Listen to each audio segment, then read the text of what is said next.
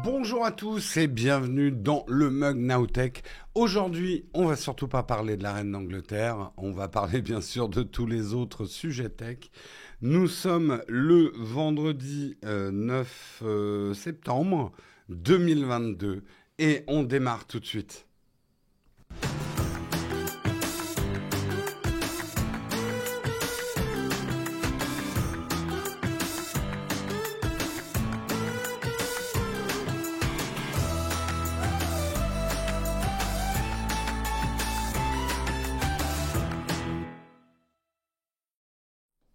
Bonjour à tous, j'espère que vous allez bien ce matin. Je remercie tout de suite Toff On, Stingy62, Hello Alg, Glory CCB, et également William Boot également, Rof79 qui ouvre le bal avec leur sub aujourd'hui. Merci à vous, ça régale dès le matin.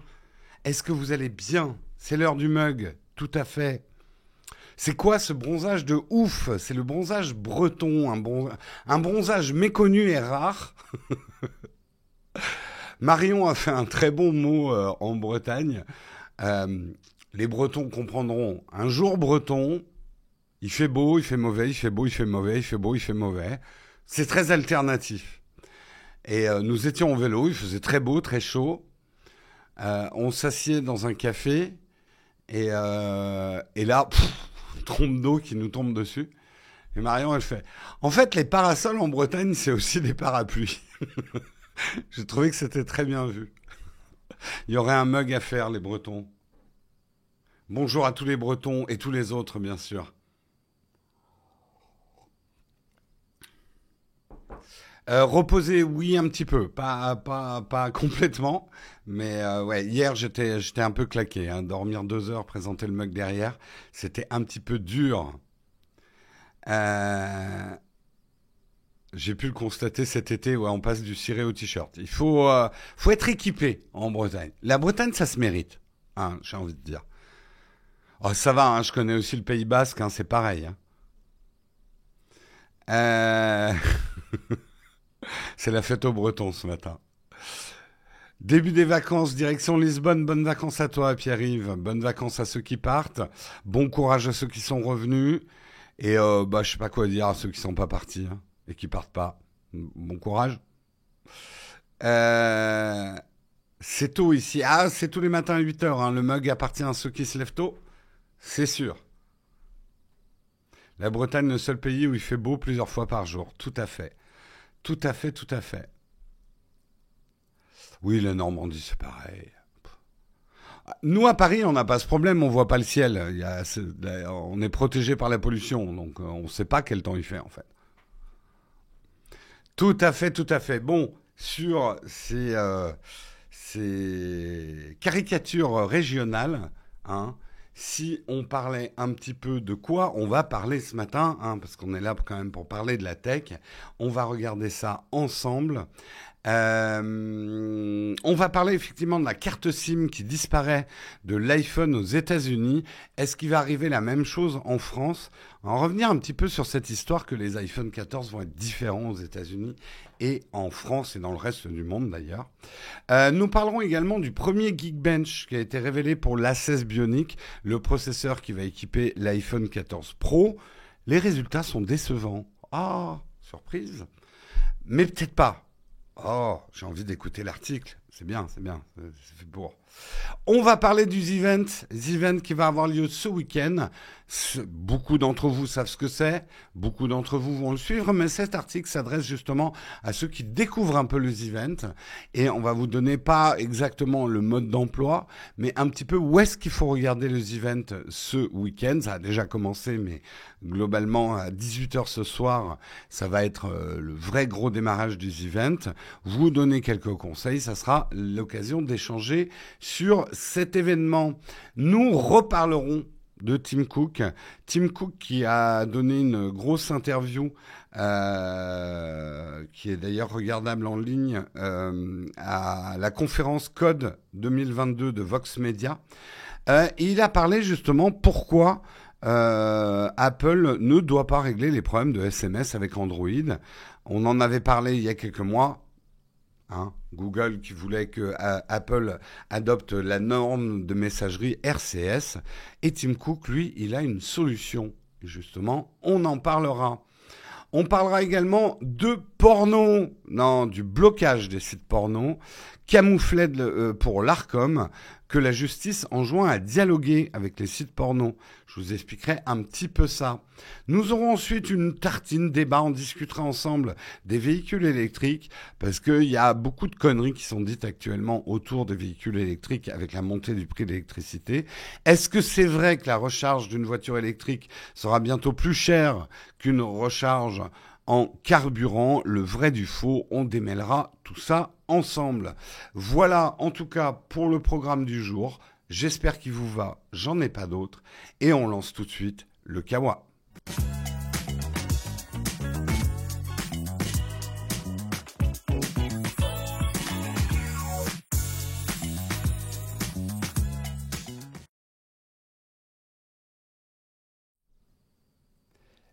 Est-ce qu'on dit Z-Event ou Z-Event? Vous dites comment vous? Moi je dis un peu les deux, ça dépend. J'entends souvent Z-Event, mais... ou Z-Event. Qu'est-ce que vous dites, vous?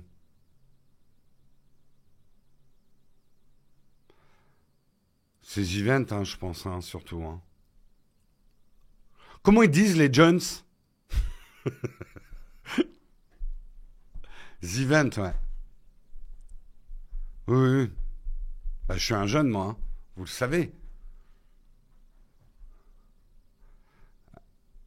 The Event. L'événement. Voilà, c'est comme ça qu'on devrait dire. Hein, et ces anglicismes, là. Vous avez honte de parler français ou quoi? Bon, on en reparlera quand on sera à cet article. On va commencer, on va plutôt parler de sim. Et je ne parle pas des sims que vous faites mourir de soif dans une piscine en jouant à Sim 4. On est à combien sim? C'est sim... J'ai jamais joué au sim. Donc en fait, j'en sais rien. On va parler de la carte SIM. La carte SIM, vous le savez, Apple, pendant l'Apple Event, a indiqué effectivement que les iPhone 14 aux États-Unis n'auraient plus de tiroir pour les cartes SIM physiques. On est toujours au SIM 4, ouais, d'accord. SIM le comique? Non, il n'est plus là. Euh... Qu'est-ce que c'est que cette histoire de SIM et pourquoi Apple veut faire disparaître les SIM? Qu'est-ce qu'il a contre les SIM? Rassurez-vous, si vous achetez un iPhone 14, en tout cas en France, en Europe, vous aurez bien un tiroir pour pouvoir mettre votre précieuse petite carte plastique SIM que votre opérateur vous aura envoyée. Mais si vous êtes aux États-Unis, vous ne pourrez plus, il n'y a plus de tiroir à SIM. Aux États-Unis, c'est la fin de la SIM Nano sur l'iPhone. Les modèles vendus au pays de l'oncle Sam n'auront plus de SIM. SIM Sam, pardon. Ils ne pourront recevoir que des eSIM. Alors comment fonctionne une puce eSIM? Rapidement, en gros, c'est une puce qui sera soudée dans votre smartphone et qui permet de faire exactement la même chose qu'une SIM, sauf que vous n'avez plus à éjecter le tiroir, mettre une carte plastique, réintégrer. Et en plus, ça offre des avantages, plein d'avantages. Pour vous, après on parlera des avantages pour Apple. Pour vous, c'est que vous pouvez changer beaucoup plus facilement d'opérateur. Sur les cartes eSIM actuelles, on peut avoir plusieurs opérateurs. Donc ceux qui croient que ça va ils pourront pas changer d'opérateur. C'est tout le contraire, en fait. Ça sera aussi simple que de se connecter à votre compte Gmail que de vous connecter, en fait, à votre opérateur. Et quand vous changez, justement, ça permettra même beaucoup plus facilement d'utiliser plusieurs smartphones dans l'absolu. Vous comprenez là l'intérêt? Aujourd'hui, vous êtes vachement limité. Si par exemple, vous avez un smartphone... Moi, j'ai un smartphone de secours dans mon sac. Et il m'est arrivé, parfois, grosse panne de batterie, machin et tout, de devoir éjecter la SIM physique, la mettre dans mon smartphone de secours pour avoir mon numéro. Donc, Et en fait, effectivement, ça vous évite de devoir attendre ou de devoir aller en boutique pour avoir votre carte plastique, qui ont des fragilités en plus. La manip, ça n'a jamais été... C'est un peu une manip flippante. Moi, maman, si tu écoutes, c'est pas un reproche, mais t'as forcé une fois sur ton tiroir SIM, en nous coinçant la carte. Voilà, c'est une manip un peu périlleuse, un peu flippante parfois. Les tiroirs SIM, c'est tout fin et tout. Son humour a vieilli. Il n'y a pas que l'humour. Si, mais il m'arrive d'oublier ma batterie en cas. Ou d'oublier de la recharger. Ça arrive aussi. J'avoue que là, justement, en vacances, j'utilisais une app de vélo. Et c'est bien sympa, mais les apps de vélo avec Google Maps, machin, ça pompe vite la batterie. Donc, j'ai eu des petits problèmes comme ça, effectivement, de batterie. Et j'avais oublié ma batterie. De secours.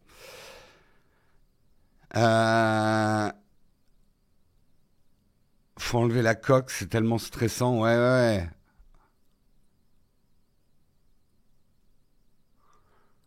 Il faut pas perdre l'outil. Oui, en plus, c'est marrant, l'outil pour éjecter le tiroir SIM. On l'a jamais quand on a besoin. Donc, on y va avec une épingle qui va se péter dedans. Certains courageux essayent avec un cure-dent d'éjecter leur tiroir SIM, foutent des copeaux de bois à l'intérieur de leur smartphone. Terrible, quoi. Terrible, terrible. Si mettre une carte SIM, c'est flippant, je me réjouis de voir la vidéo. On change la batterie d'un iPhone. Non, mais vous voyez ce que je veux dire. Et côté Apple, on gagne beaucoup de place dans un smartphone, mine de rien, en enlevant tout le mécanisme d'un tiroir SIM. Enfin, à l'échelle d'un smartphone, c'est un gain de place. C'est un gain de solidité pour la structure même du smartphone. Je ne vais pas vous faire un cours de mécanique autour des métaux, mais on le sait, d'ailleurs l'iPhone 6 quand il pliait, c'était l'endroit le plus fragile, c'était le tiroir SIM. Ça renforce l'étanchéité de votre smartphone, ça fait une pièce mécanique en moins, ça diminue les coûts, ça diminue le SAV, parce que déjà vous excluez tous les problèmes de tiroir SIM tordu, perdu, SIM coincé dedans, etc. Donc c'est plutôt plein d'avantages.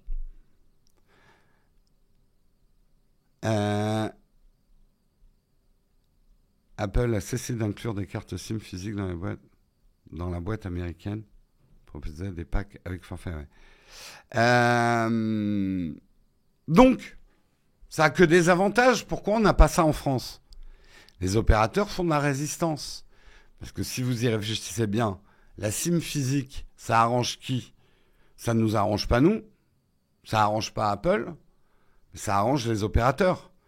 C'est une manière de vous tenir physiquement, vous psychologiquement, même si aujourd'hui la portabilité, heureusement que les lois sont intervenues, il n'y a pas si longtemps, vous étiez pieds et poings liés chez votre opérateur.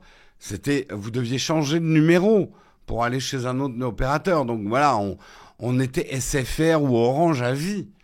Là, aujourd'hui, c'est un petit peu simplifié, mais il vous faut quand même la SIM physique. Tout ça, c'est des délais. C'est des trucs qui vous empêchent de le faire, en fait. Ça arrange Orange. Elle est bonne, celle-là. C'est pénible, identifiant. Donc, on comprend où sont les résistances, en fait. Et d'ailleurs, moi, en tout cas, c'est mon hypothèse. Pourquoi l'iPhone est un petit peu plus cher dans le reste du monde qu'aux États-Unis cette année, l'iPhone 14? Parce qu'on a beau faire tous les calculs de conversion euro, de TVA, de taxes sur la copie privée, on n'arrive pas au compte, monsieur. Les iPhones sont plus chers en France qu'aux États-Unis. Là, Apple, peut-être qu'il va dire, il le dit peut-être pas officiellement, mais bah ouais, mais vous avez des tiroirs SIM, ça nous coûte plus cher. Ah oui, c'est de la faute aux opérateurs si l'iPhone 14 est plus cher cette année. Malin, Apple, c'est des malins. C'est des malins.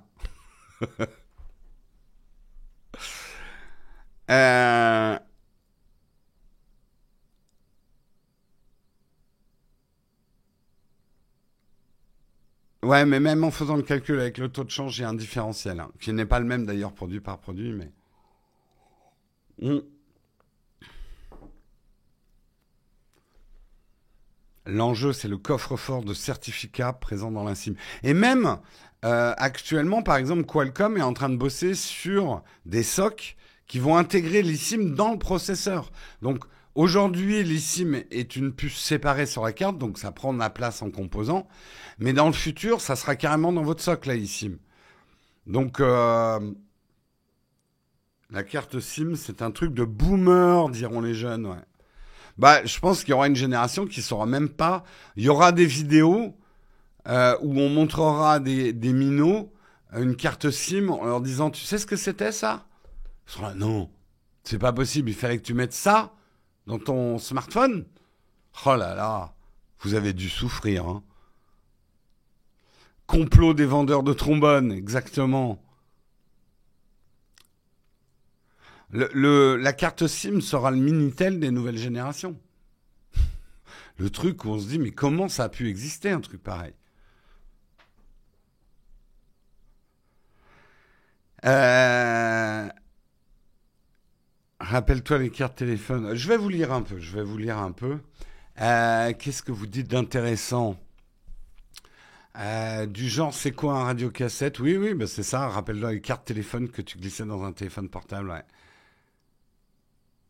Pourquoi d'un côté, les opérateurs font pas du tout de pub pour la eSIM, mais de l'autre, c'est Bouygues carrément fait une page pour expliquer pourquoi choisir une eSIM. Bah, de toute façon, c'est un jeu de con. Ils vont tous y passer, la eSIM. De toute façon, Apple leur tord le bras, là. Apple a patienté pas mal d'années pour l'arrivée de la eSIM. Il n'a pas envie de patienter plus longtemps. Ah, j'ai pas vu qu'il y avait Guillaume. Coucou Guillaume. Qu'est-ce qui m'a trollé, Guillaume? Attends, je remonte un peu. Qu'est-ce qui m'a trollé? Je te trouve pas, Guillaume. Bah, retrolle-moi. Retrolle-moi. La France... Non, mais il n'y a pas qu'en France, hein, le problème de la SIM. Hein. Je ne comprends pas pourquoi on se plaint de la eSIM. J'en ai une et j'ai pas eu de mal à en avoir. Alors certains disent que, mais justement, c'est le serpent qui se mord la queue. Le problème de la eSIM, c'est quand tu voyages beaucoup et que tu veux changer de SIM de pays, etc. avec la eSIM. Mais justement, quand tout le monde sera passé à la eSIM, ça sera encore plus simple. Ce sera juste un code ou un QR code pour pouvoir changer d'opérateur. Ah oui, t'attends la vidéo de Léo Duff, le problème avec l'eSIM. Oui, il y aura probablement. En plus, niveau sécurité, alors parlons-en de la sécurité. C'est bien plus safe les SIM que la SIM physique. Vous savez actuellement les arnaques autour des SIM justement qui permettent d'une certaine manière d'usurper votre identité. Une eSIM, ça se bloque à distance beaucoup plus facilement. Alors oui, une SIM aussi, mais euh, on peut vous voler physiquement une SIM. Il faut voler tout le téléphone, quoi. Ça se bloque une eSIM.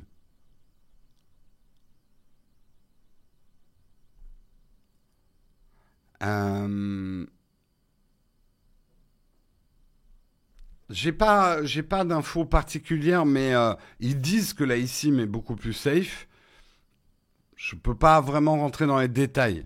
Pourquoi c'est complètement plus safe.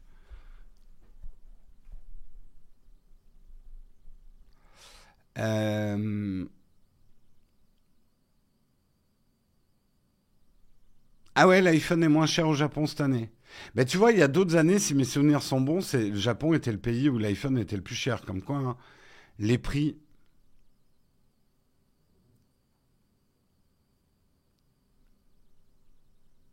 Bah déjà, oui, la eSIM, et tu as raison, Maverick, la eSIM, elle est dans ton téléphone, donc même si on te vole ton téléphone, on peut pas mettre une autre SIM dedans.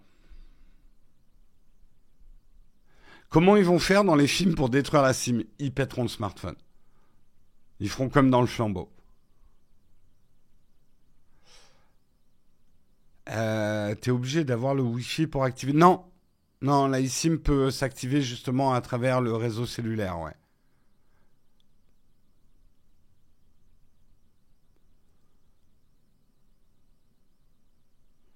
Et en Chine, c'est pas la double SIM physique obligatoire pour les iPhones. Alors ça, j'en sais rien, j'ai pas au kilomètre. Oui, tu peux faire du SIM swap avec une eSIM. Tu peux avoir plusieurs opérateurs sur une seule eSIM, en fait. Ça, c'est ce que les gens ont du mal à voir. Oui, il y a un humoriste qui s'appelait Sim. Il s'appelait, parce qu'il a passé l'arme à gauche il y a un certain temps. Euh,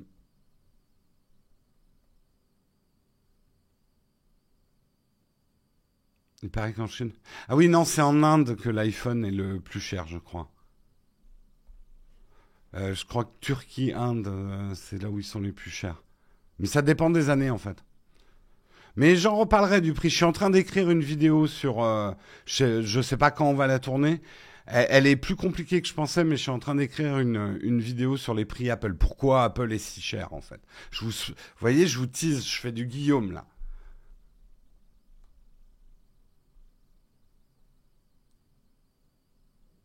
Sim est mort en 2009, d'accord.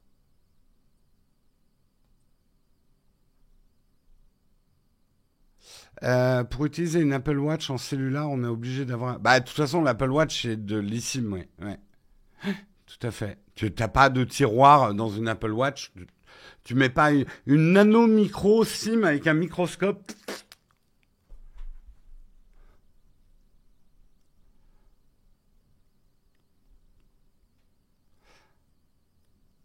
Comment on peut mettre deux opérateurs sur la même eSIM? Les miracles de l'informatique. Tu sais qu'un processeur peut gérer plein de données différentes. C'est des données, en fait. Une connexion à un opérateur.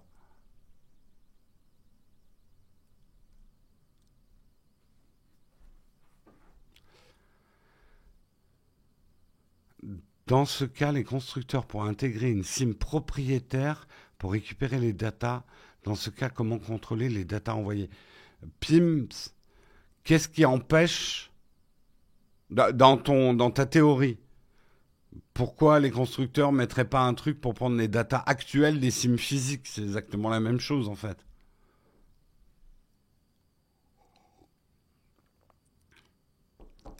Ah, Flonflon, bonjour à toi, tu viens d'arriver. Est-ce que tu crois, Flonflon, que je vais refaire l'émission parce que t'es Flonflon? Parce qu'il y en a plein hein, qui arrivent le matin en disant oh, je suis en retard et tout. Vous pouvez recommencer l'article, s'il vous plaît, pour moi. Pourquoi je te ferais cet avantage, Flonflon? Bah, je vais te le faire, justement, parce que tu es Flonflon. Non, les avantages, bah, pour nous, ils sont énormes. On peut changer d'opérateur vachement plus facilement. Et pour les fabricants de smartphones, c'est énorme. Tu as une pièce en moins, fragilité en moins de la structure du smartphone, composants en moins, étanchéité en plus, etc. Quoi. Salut Batix, comment ça va? Comment stocker les SMS et les contacts dans une eSIM? Aïe aïe aïe, t'en es encore là, Neuf Web. Faut rien stocker dans ta SIM. Tu sais que tes SMS, tu peux les copier d'un smartphone à un autre, et tous, hein.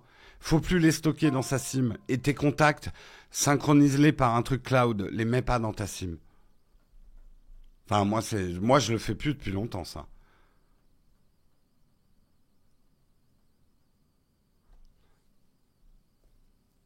Euh, tu peux enregistrer. Ah oui, tu peux avoir qu'un seul opérateur à la fois, bien évidemment. Flonflon, en vrai, il t'arnaque parce qu'il a commencé l'émission avec la blague de Marion sur la Bretagne. Demande-le de rembourser de ton sub. Aïe, aïe, aïe, les petites mesquineries des streamers. Aïe, aïe, aïe, aïe, aïe. Bon, vous avez remarqué, on est arrivé à faire tout un début d'émission. On n'a même pas parlé de la reine d'Angleterre. Eh ben, c'est mon cadeau à vous. Vous allez tellement entendre parler de la reine d'Angleterre dans les jours qui viennent. Je garantis cette émission sans reine d'Angleterre. Je ferme la parenthèse. The Queen is dead, God save the King, pour le coup. Voilà.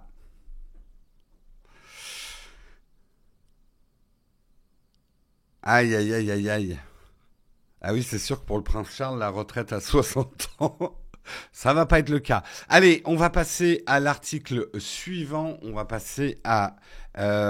parler du premier score benchmark de l'A16 Bionic. L'A16 Bionic, donc c'est le processeur qui va équiper les nouveaux iPhone 14 Pro, puisque l'iPhone 14 pas Pro, bah, c'est un iPhone 13.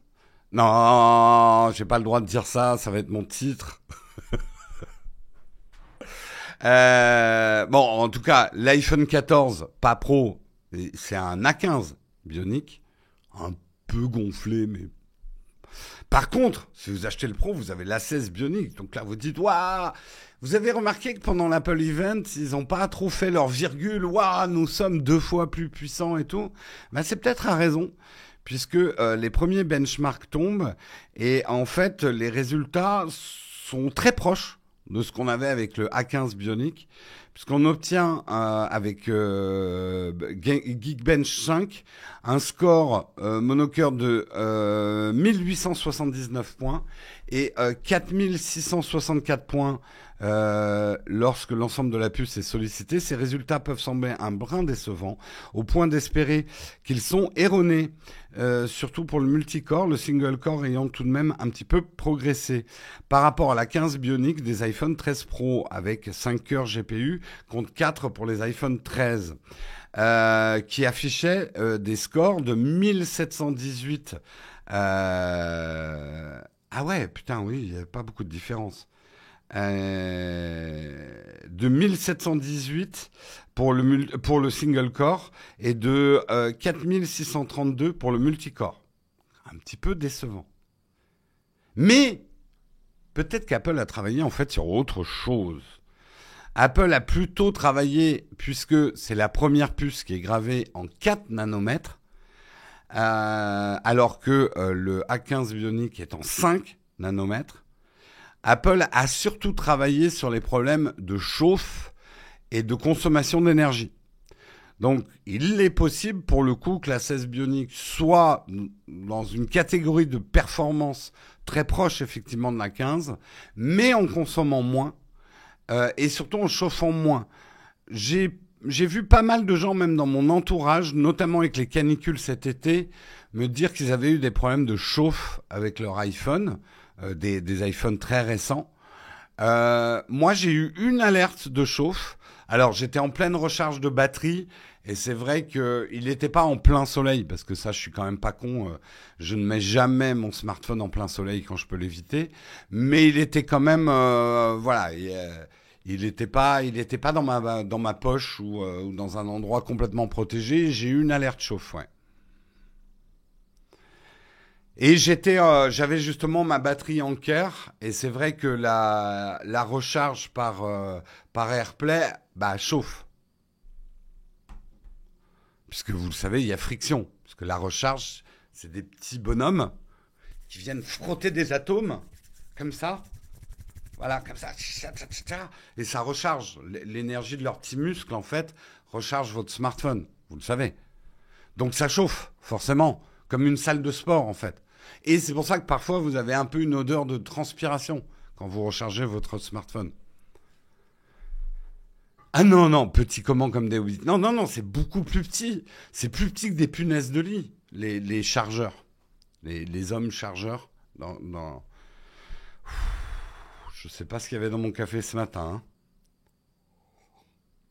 Recharge par AirPlay. Non, je voulais bien sûr, c'était un piège. Je voulais bien sûr dire MagSafe, pas du tout AirPlay. Euh... Aïe, aïe, aïe, aïe, aïe.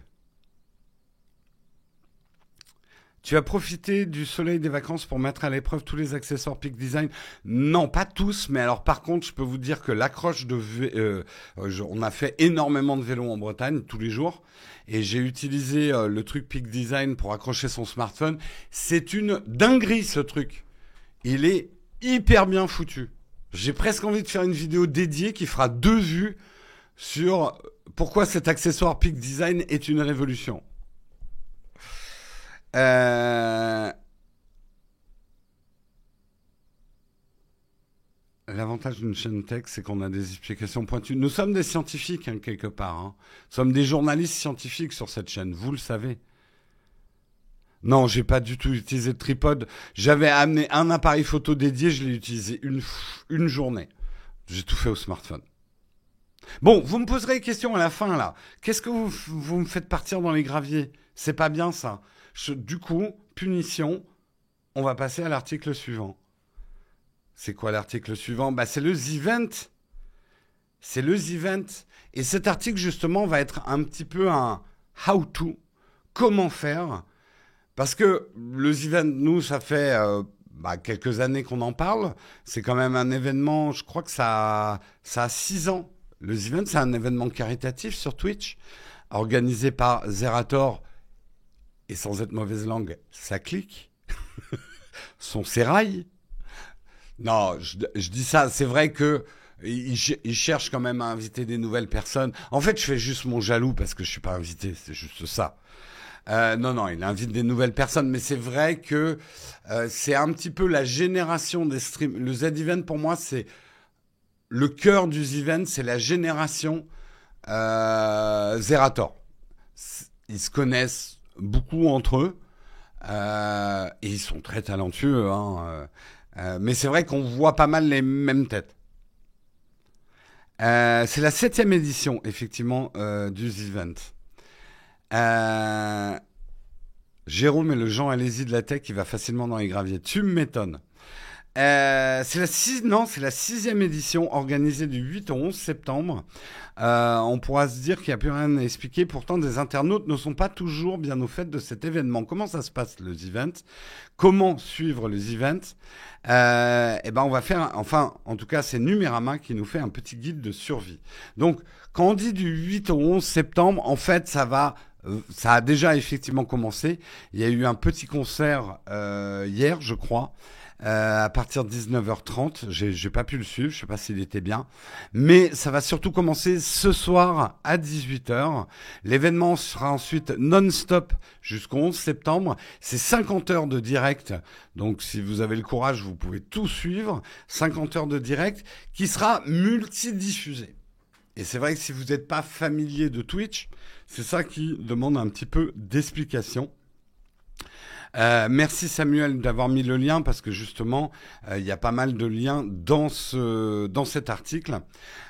Vous avez une chaîne Global Twitch The Event qui va d'ailleurs j'ai rencontré hier un des cadreurs du The Event. Il venait louer du matos chez SOS et c'est marrant comme quoi vous en foutez mais voilà, c'est marrant. Donc il y aura une équipe dédiée The Event pour une chaîne officielle, mais ça sera aussi diffusé sur la chaîne de Zerator, à travers Zerator. En fait, le The Event, et c'est ça qu'il faut faire quand vous regardez les events, il faut changer de streamer. C'est un peu comme si vous changiez de caméra. Ça vous permet de voir le The Event au travers du contenu des différents créateurs qui y seront. Tous les créateurs vont faire des lives de leur présence aux events en dormant un peu. Donc, dès qu'il y en a un qui va se coucher, vous allez voir un autre créateur. On peut vous conseiller, si vous n'êtes pas très familier avec le milieu des streamers, un certain nombre de valeurs sûres dans les streamers. Vous avez bien sûr Monsieur Antoine Daniel, vous avez Domingo, Popcorn, vous avez Étoile qui d'ailleurs va être avec Alain Chabat. Ça pour les gens de ma génération, ça montre que ça y est, c'est cool de voir Alain Chabat sur les events. Je trouve que c'est une super idée qu'a eu Étoile. Ça permet à ma génération de recoller, on va dire, avec les events. Et ça, c'est cool. Vous pouvez suivre également Ponce, bien sûr, Rivenzi, Ultia, Mintos, que je connais moins bien, Dame Live, Avamind, Mister MV, Angle Droit, Bagheera Jones, AlphaCast, bien sûr, notre grand ami Jean Massier, Horty, et il y en a plein d'autres. Après, il y en a plein d'autres. Il y a un listing justement dans l'article, si ça vous intéresse. Oui, il y aura Bob Lennon. Le joueur du grenier n'y sera pas parce que le joueur du grenier vient d'être papa. Félicitations à lui. Donc il n'y sera pas cette année. Un certain nombre n'y seront pas. On va pas revenir sur les polémiques que ça a engendré, mais bref. Mm.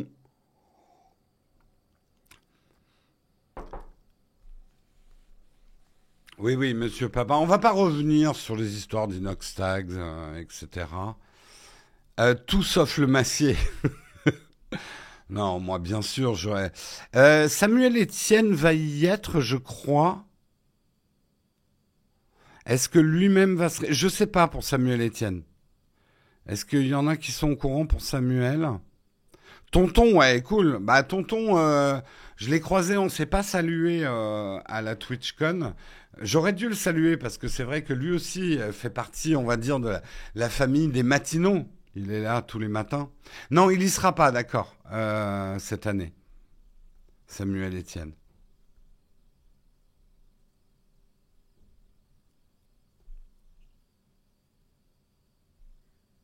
Chabat a disparu des radars. Tublasseur, je suis pas tout à fait d'accord avec toi.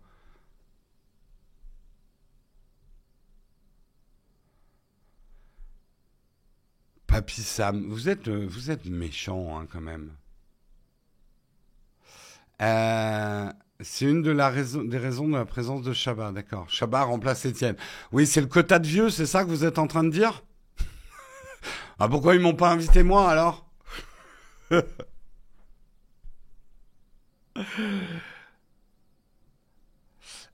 Chabat est en train de préparer sa série Astérix pour Netflix, ouais. Oui, je sais que c'est Samuel qui s'appelle lui-même Papy, mais moi aussi je m'appelle Papy. De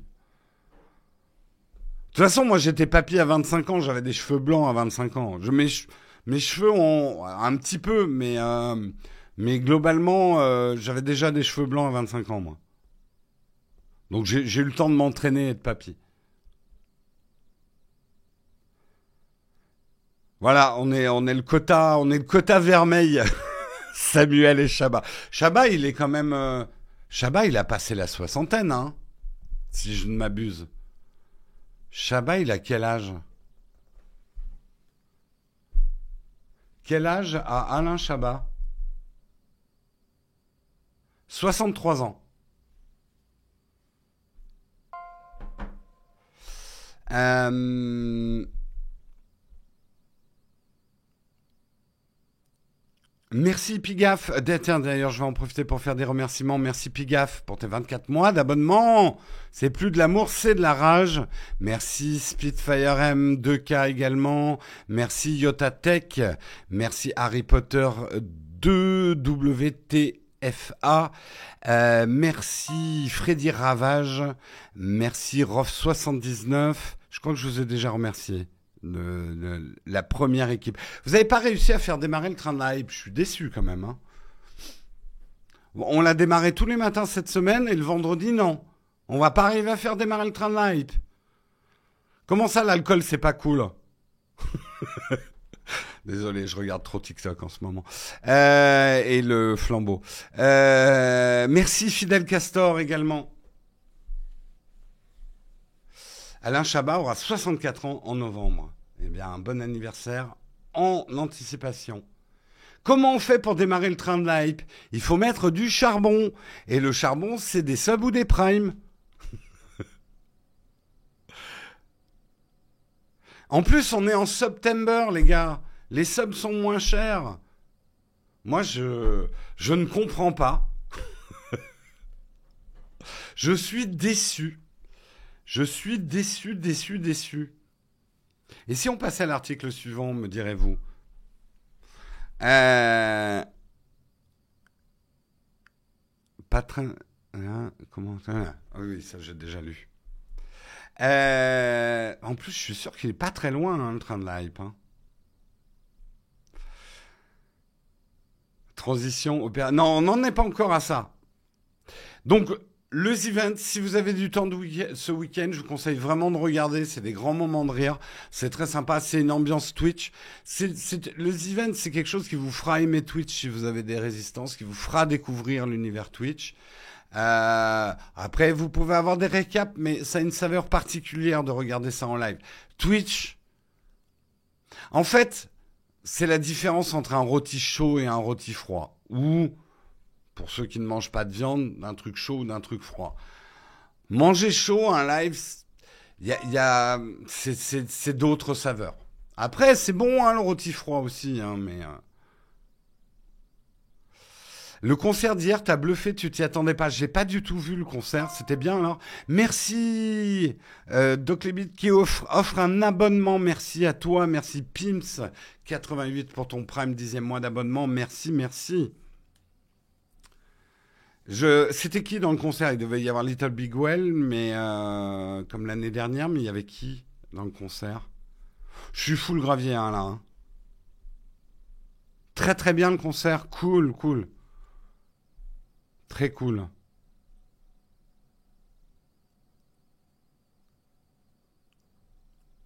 TikTok, on y réfléchit. Pour l'instant, je m'immerge dans TikTok. On y réfléchit. Mais on veut pas débarquer sans avoir quelque chose d'intéressant à faire. Il y avait Big Flo et Oli, ok. Soprano. Waouh. Ah ouais, vous avez du beau monde quand même. Alors, je connais pas Berry Wham. On est dans le train de la hype. Non, il approche le train de la hype. On y est presque.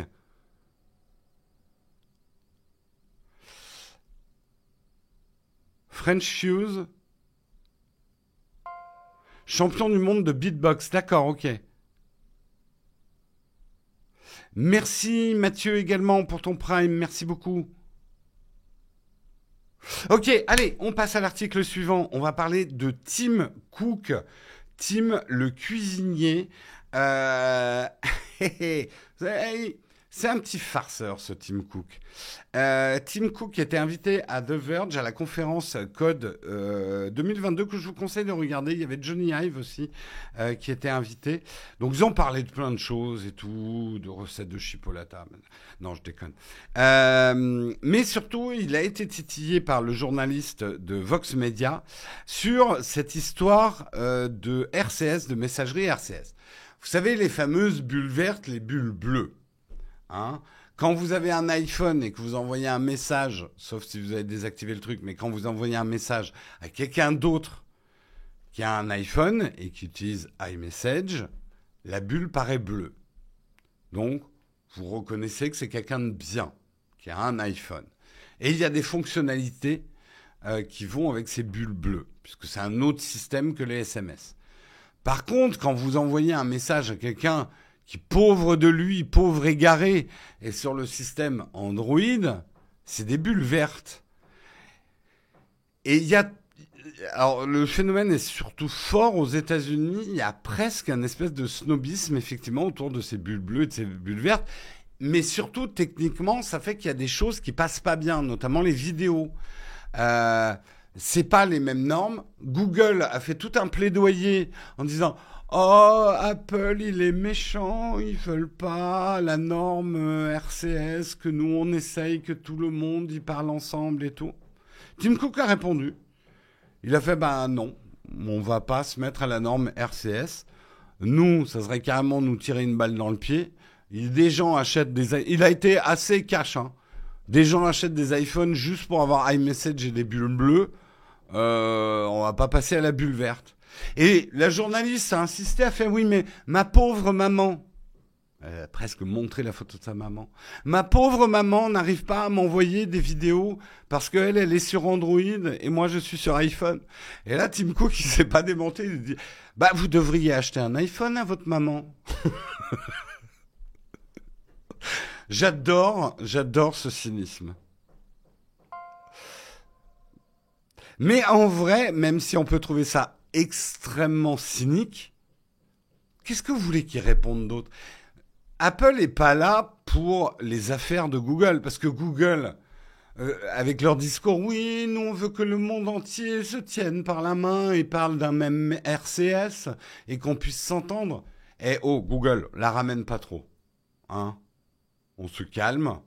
T'es pas un enfant de cœur et t'es pas là non plus pour faire le bien dans le monde tout le temps. Hein? Mais j'ai envie de dire, c'est tellement facile de taper sur Apple en disant ah méchant riche qui reste dans ton coin. Euh, Mais j'ai bien aimé finalement la réponse de Tim Cook. Bah t'as qu'à lui acheter un iPhone si tu veux bien communiquer avec ta mère. Ou toi achète-toi un Android à ce moment-là. Il aurait pu répondre ça aussi, hein. En fait, est-ce que c'est à Apple de résoudre ce problème en ouvrant iMessage? C'est un peu comme si vous disiez à McDo qu'il devait vendre des Burger King, quoi.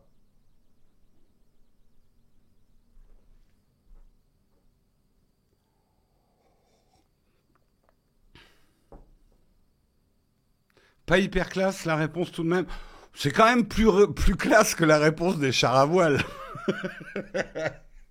Excusez-moi.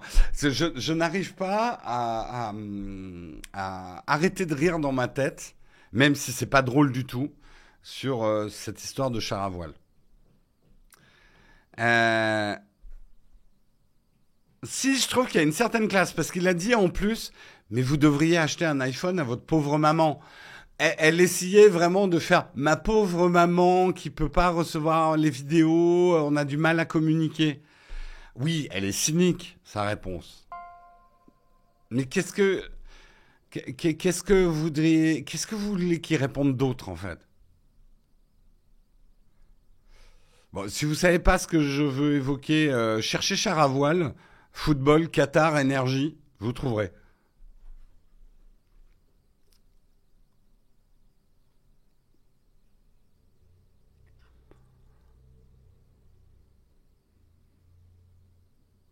Pour forcer l'utilisation d'une techno qui passe en plus obligatoirement par des serveurs Google. Mais oui, Google a son intérêt dans l'histoire. C'est là où, hein, faut pas prendre les enfants du bon Dieu pour des canards sauvages. Oh, l'expression date de Mathusalem. L'interopérabilité est à souhaiter. Ouais, mais Théo, c'est pas comme si on pouvait pas envoyer un message aux gens qui ont Android. Oui, il y a des fonctionnalités. C'est pas aussi bien.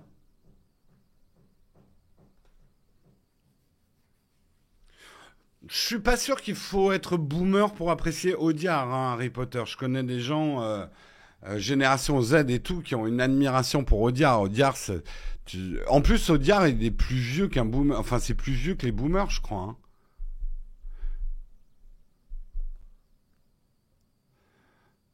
Franchement, enfin, moi, je pense pas qu'Audiard, c'est réservé aux vieux. Audiard, c'est tellement magnifique, les dialogues d'Audiard.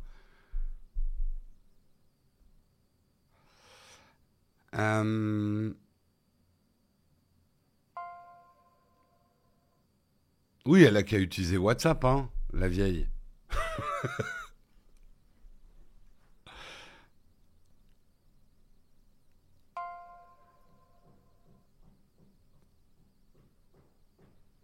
Oui, bon, enfin bref, on pourra en parler longtemps, mais j'ai presque envie de dire, on a tellement de raisons de taper sur Apple que le côté facile, ouais, Apple, vous restez dans votre tour doré, avec un discours culpabilisant, c'était pas très classe de la journaliste non plus. C'est ce que certains d'entre vous dites, et vous avez raison, je pense. Et puis et tu as tout à fait raison, Bakumae. T'as qu'à aller voir ta maman aussi.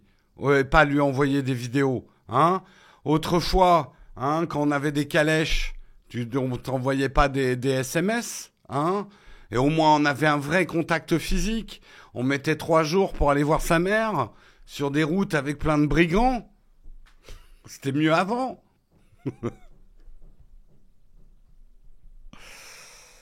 Euh,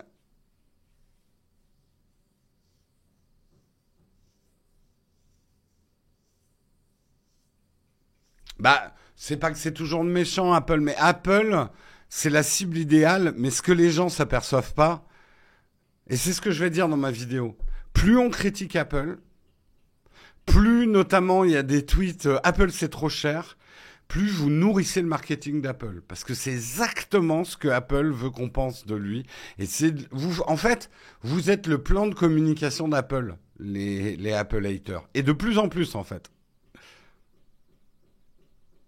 Si vous voulez vraiment, entre guillemets, punir Apple, arrêtez de vous intéresser à Apple. Arrêtez d'être obsédé par Apple, en fait.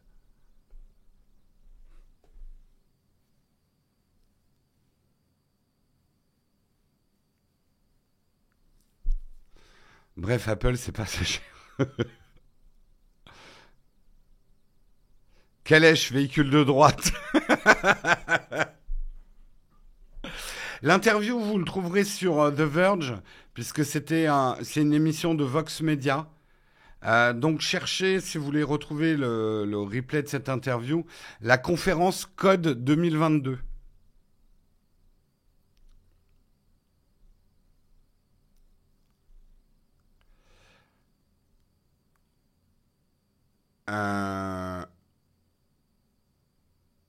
En fait, les SMS, c'est déjà terminé, donc pas de débat. C'est pas les SMS, hein, c'est le RCS. Bon, on a déjà fait des articles sur le sujet, donc je vous invite à aller voir tout ça. Où est-ce qu'on en est de l'émission ? 8h51. Il me reste un petit article, mais c'est un article sur le porno. Ça vous intéresse ou pas ? Non, c'est le blocage des sites porno. Le blocage des sites porno, et en fait, l'ARCOM vient de se prendre un camouflet, puisqu'il y a la justice. Alors, je vais vous lire un petit peu. Les avocats de l'ARCOM, ex-CSA, s'est vu attribuer par la loi du 30 juillet 2022 le pouvoir de demander le blocage d'un site pornographique s'il constate qu'il est accessible par les mineurs. Il ne s'attendait pas à être obligé de passer par une médiation.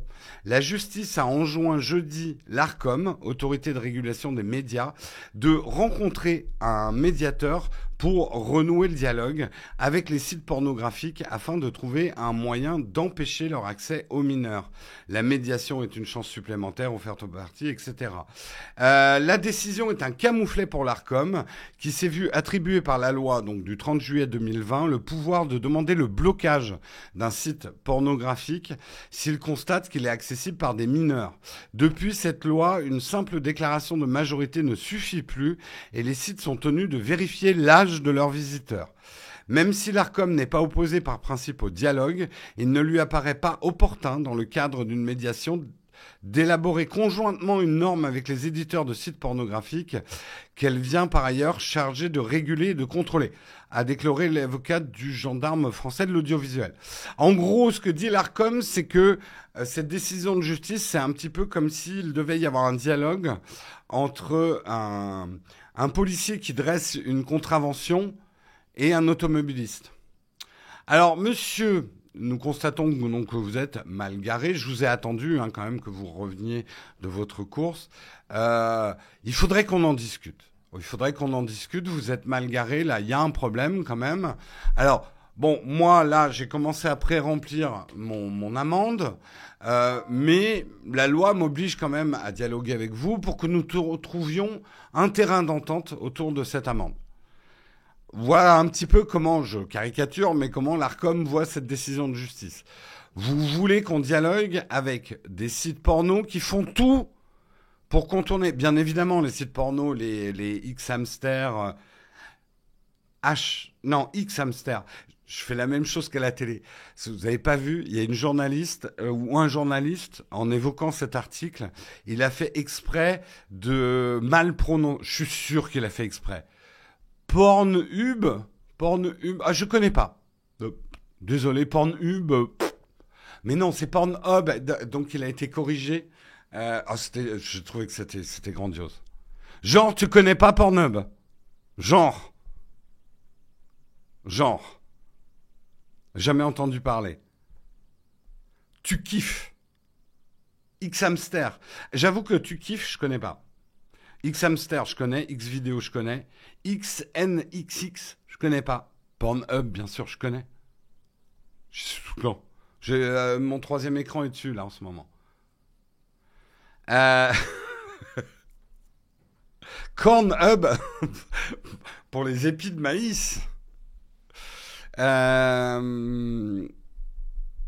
Pascal Pro, ah, c'est Pascal Pro. J'ai même pas. J'ai juste vu rapidement le truc passer en tweet, quoi.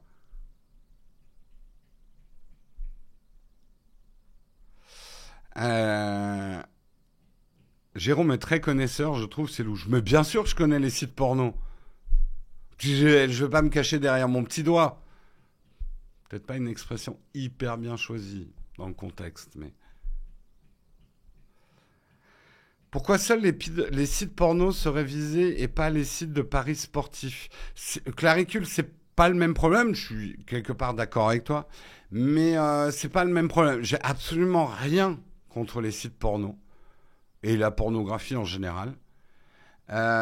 S'il n'y a pas, bien évidemment, d'exploitation de l'être humain pour produire ce contenu, ça c'est encore un autre problème. Par contre, effectivement, que des mineurs soient confrontés trop tôt dans leur épanouissement, dans leur vie sexuelle, à des fantasmes, parce que ce que vous voyez dans les sites porno, c'est des fantasmes, hein, c'est pas de la réalité, à des fantasmes risque justement de les... comment dire, bah, c'est une vision pas réaliste, effectivement, des relations sexuelles, donc de les frustrer, de les bloquer, d'avoir des conséquences, quoi.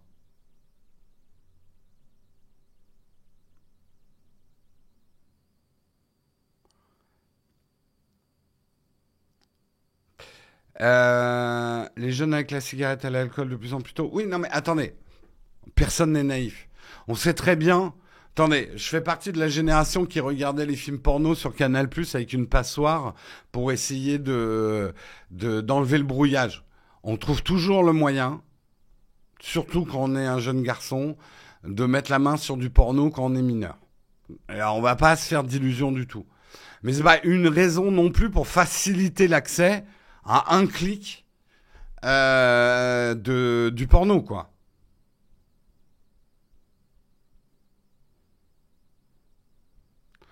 Donc, bien sûr que euh, ça va pas empêcher les mineurs. Mais là, c'est trop facile. C'est trop facile.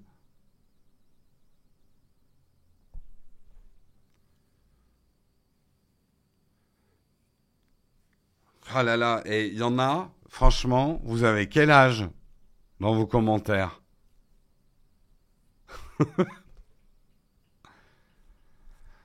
Non mais, vous comparez pas ce qui est comparable. Je suis désolé, mais si vous comparez GTA à un site porno, c'est pas le même problème. C'est pas le même problème.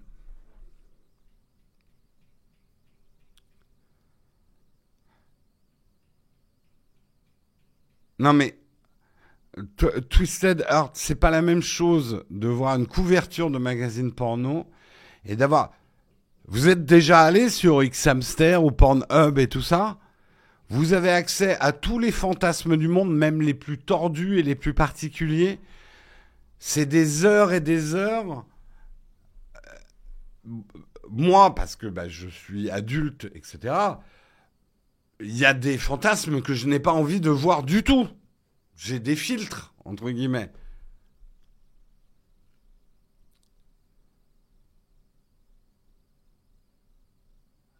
Au début de collège, mes parents, ouais, un tabac presse, j'étais fournisseur officiel de revues porno, ouais.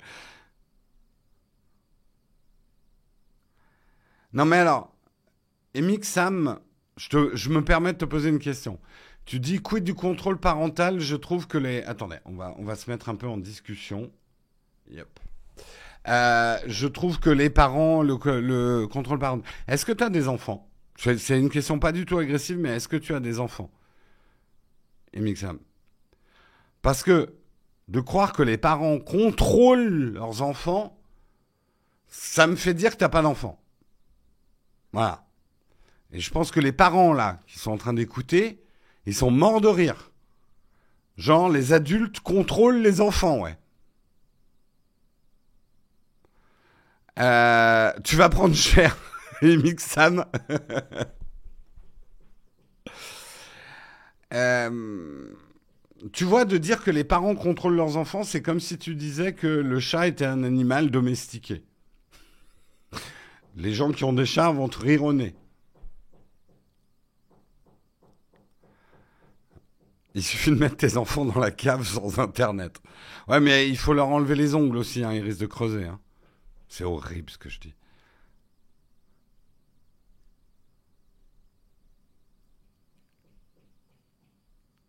Donc, enfin, je pense que vous avez tous été enfants, hein. Je pense. Vous n'êtes pas nés spontanément adultes. Vous- vos parents vous contrôlaient vraiment.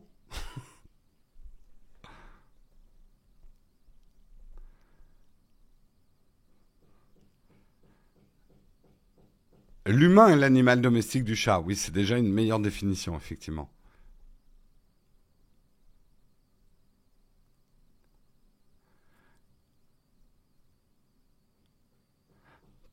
Possible de contrôler chez soi, mais pas chez les copains. Non, mais même chez soi.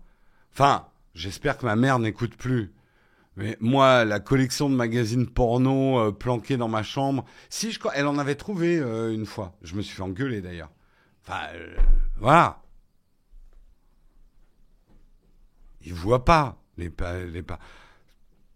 Même encore aujourd'hui, et vous voyez l'âge que j'ai, donc imaginez l'âge de mes parents, il y a des trucs que je raconterai pas à mes parents que j'ai fait quand j'étais plus jeune.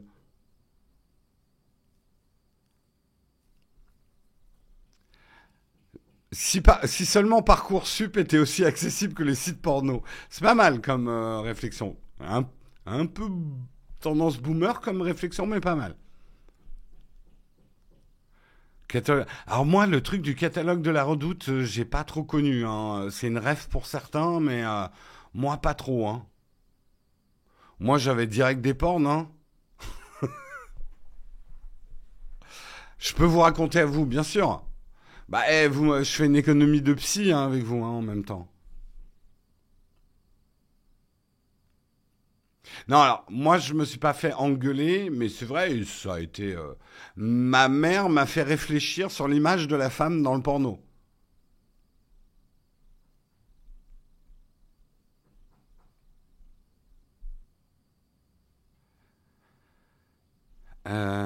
C'est du passé ton road trip à Jonquière.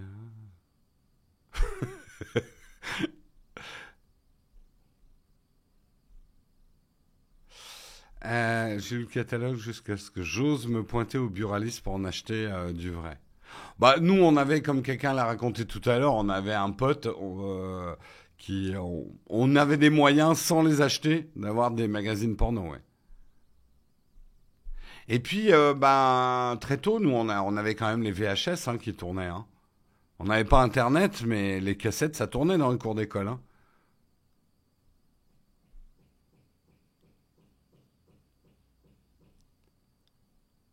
Mais du coup, j'ai raté l'explication, c'est quoi la news? Alors, je la refais rapidement, décidément, ce matin, il n'y a que des retardataires.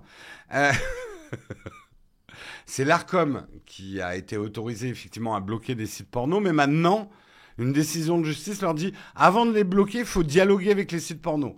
Ce qui est un peu absurde. C'est comme si un agent devait dialoguer avec l'automobiliste avant de lui coller une contravention, quoi. Ça n'empêche pas qu'il faut toujours chercher le dialogue et le compromis, mais ça fait des années que ces sites porno contournent les lois, notamment de protection contre les mineurs, qui disent ah, on n'arrive pas à trouver un système vraiment. Ils ont peur de perdre leur business, hein, c'est tout. Donc de dire à l'Arcom, vous avez le droit de les bloquer, mais il faut dialoguer un peu avant, ça fait un peu lobbying quand même.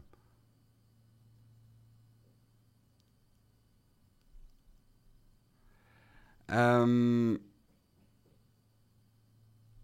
Merci Rémi Leno pour ton prime. Merci Brian Son aussi, 67 pour ton prime. Merci Nursmi. Merci La Pluche. Merci Tsuna, 71. Merci Eric Deslandes. Merci Raphaël B. Merci Adrien R. Merci Mathieu. Mais on n'a quand même pas réussi à faire démarrer le train de la hype. Je suis surpris, voire un peu déçu. On n'était pas loin tout à l'heure. Hein. Euh,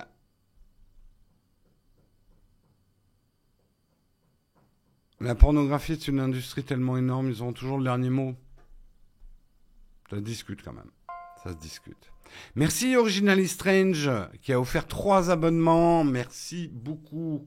Bon, et sur ce, si on passait, il est 9h05, il est temps qu'on passe à la tartine. Je me remets en caméra comme ceci.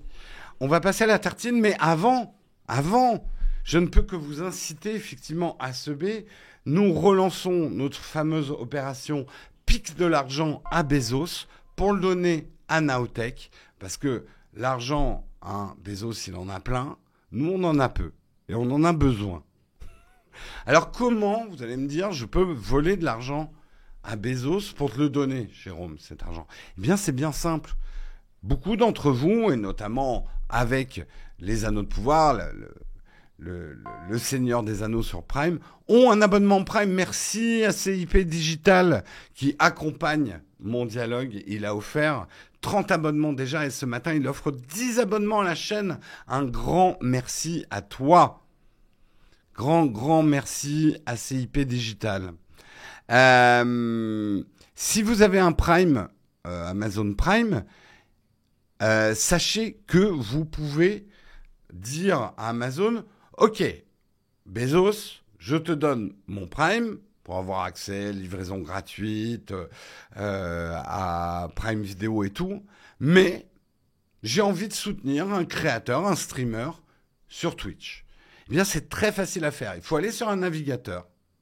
Je crois que maintenant, on peut le faire sur iOS à travers l'app, mais je ne suis pas sûr.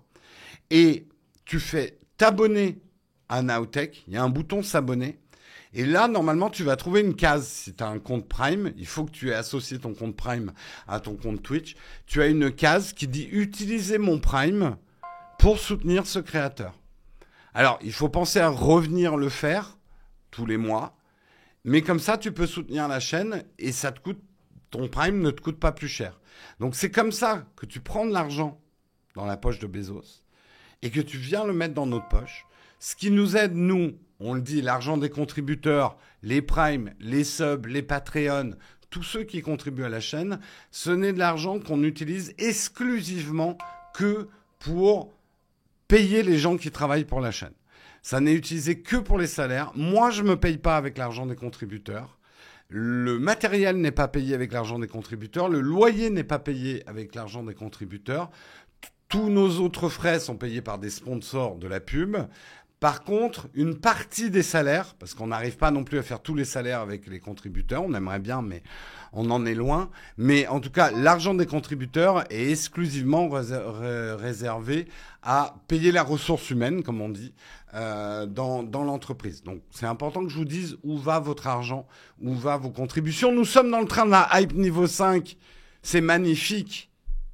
Bravo à tous. On a quand même réussi à faire démarrer le train de la hype. Je suis fier de vous. Je suis très très fier de vous. Merci Pegasus, merci Matt Giver, merci Pierronimus, merci Maître Gobelin, merci à vous.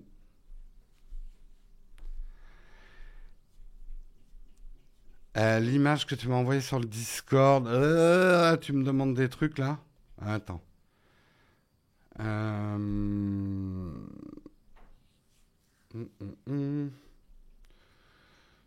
L'image dans le Discord.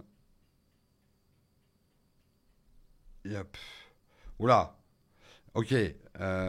Ok. Je vais vous montrer une image qui va vous rendre tout plus clair. Voilà. C'est ça que vous devez trouver quand vous vous abonnez. Vous voyez le bouton avec une étoile, s'abonner. Bah, vous avez une case. Utilisez l'abonnement Prime. Et je pense que d'ailleurs, si tu t'es pas logué avec ton Prime, tu arrives dans des boîtes de dialogue te demandant de rentrer les infos de ton compte Amazon pour qu'ils reconnaissent que tu as un abonnement Prime. Voilà. Voilà. Donc, vous suivez la flèche 1. Voilà. S'abonner. Ça vous amène à cette fenêtre-là. Et au lieu de payer 3,99 € par mois, vous faites utiliser l'abonnement Prime. Voilà. Merci en tout cas à tous les contributeurs, les Patreon, les YouTube members, les subbers, les primers, et ceux qui font tout d'ailleurs, parce que je sais que certains d'entre vous contribuent multicanal. Ça nous aide beaucoup. Ça nous aide beaucoup effectivement à être moins tributaires. Je ne vais pas, encore une fois, me cacher derrière mon petit doigt. On a besoin des sponsors, on a besoin de la pub. Mais grâce aux contributeurs, on est un petit peu plus libre de choisir nos sponsors. Alors, on n'a pas non plus un choix de ouf, mais on peut dire merde à certains sponsors qu'on juge pas honnêtes ou qui nous payeraient trop mal. Donc c'est cette liberté-là, finalement, que vous nous permettez d'avoir. Merci Jimeneux, merci beaucoup à toi, merci de Reels Chad aussi 35, merci beaucoup. Nous sommes dans le train de la hype niveau 5. Et il y a encore 1 minute 18 secondes pour renforcer le train de la hype. Il faut cocher la case pour envoyer la notif. Oui, il faut cocher une case pour avoir la notif. Le char à voile de la hype. C'est très bon ça. J'aime beaucoup. Le jet privé de la hype. Voilà, les nouveaux grades du train de la hype. Tu auras le train, le jet privé et le top du top, le char à voile.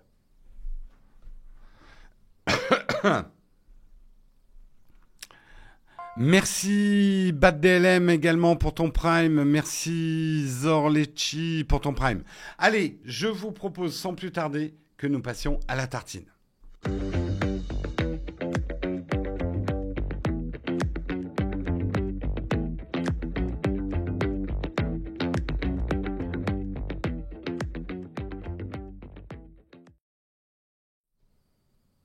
Merci Arturito de la Muerta pour ton prime. Merci.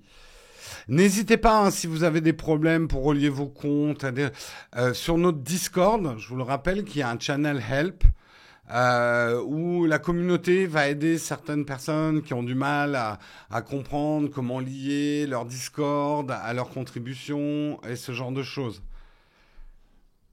On a obtenu des icônes, on a toutes les icônes de niveau 5. Nous les avons toutes. Le char à voile Baron Marutan, on te l'accorde que tu sois pas au courant parce que je crois que tu es au Japon, toi. Non, c'est une réflexion qu'a faite, c'est l'entraîneur de l'équipe du PSG, à qui on disait, est-ce que vous prendriez pas plutôt le train que l'avion pour vous rendre à Nantes avec l'équipe ? Non seulement ils ont rigolé à ça, qui n'était pas une question illégitime, parce que Nantes c'est quand même pas bien loin de Paris, mais en plus il a surenchéri en disant si on étudie même le fait d'y aller en char à voile, ce qui est d'un cynisme absolu et d'une moquerie à des préoccupations écologiques. C'est le genre de petite phrase qu'il faut éviter de faire. Ça fait vraiment passer pour un gros con qui a plein d'argent et qui n'est absolument pas dans les préoccupations des petites gens. Voilà. Sachant qu'en plus, il y a des équipes effectivement qui se déplacent en train. Bah moi, puisque vous voulez qu'on parle du char à voile, moi ce que j'ai dit directement quand j'ai entendu ça, il vient de faire une brioche en référence à une phrase qu'on attribue d'ailleurs faussement à Marie-Antoinette, mais cette phrase que vous connaissez, le peuple n'a pas de pain, il n'a qu'à manger de la brioche. C'est pas Marie-Antoinette qui l'a dit cette phrase, elle n'a pas du tout dit ça, c'est les révolutionnaires qui ont mis ça en fait. Qui ont dit que c'était Marie-Antoinette qui avait dit ça, parce que Marie-Antoinette, c'était un peu comme Apple, c'était le truc facile à détester. Bref, fin de la parenthèse historique, allez en parler avec Nota Bene. Voilà, une brioche, c'est ça, c'est la petite phrase qui va déclencher la fureur. Et je pense que ça va déclencher la fureur. Et si déjà, ce qui va se passer au Qatar était déjà pas très bien vu, je pense que cette petite phrase des chars à voile va faire catalyseur d'une certaine colère.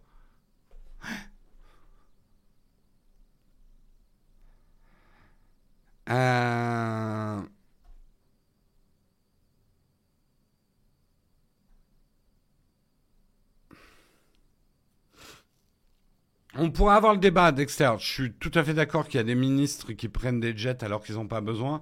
Après, je suis tout à fait d'accord aussi qu'un premier ministre, un président ou un ministre qui a un truc super important, je préfère qu'il se déplace en jet que d'accumuler des retards aussi, hein. Et ils n'ont pas toujours la facilité. Enfin, je peux comprendre qu'il y ait des jets privés. Tu vois, je suis pas à dire, mais les jets effectivement devraient être réservés à des nécessités absolues.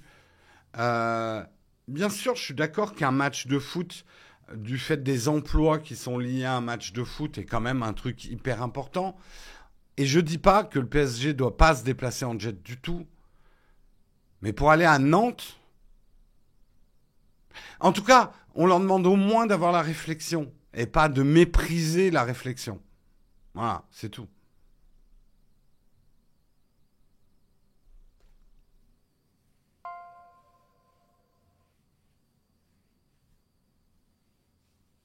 Non, Premier ministre, il vote pas. Oui, je dis jet privé. C'est les Falcons de l'État, quoi. C'est les avions. C'est les avions. Ah, j'ai l'impression que vous avez du lag.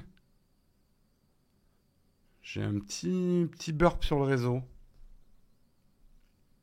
Bref, bah justement, on va parler un petit peu de ça pour cette tartine rapidement parce que j'avais de l'avance, mais je suis en train de le perdre. Il est 9h16.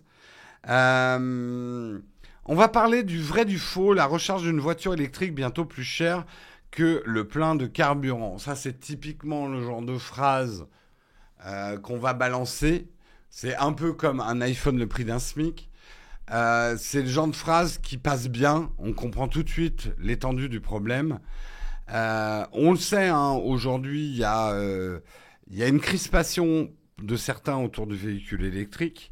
Et dès qu'on peut avoir un certain cynisme autour du véhicule électrique, on va l'avoir. Et de dire recharger son véhicule électrique va bientôt coûter plus cher que de le recharger avec l'essence, c'est une espèce de phrase idéale pour faire du buzz. Est-ce que c'est vrai?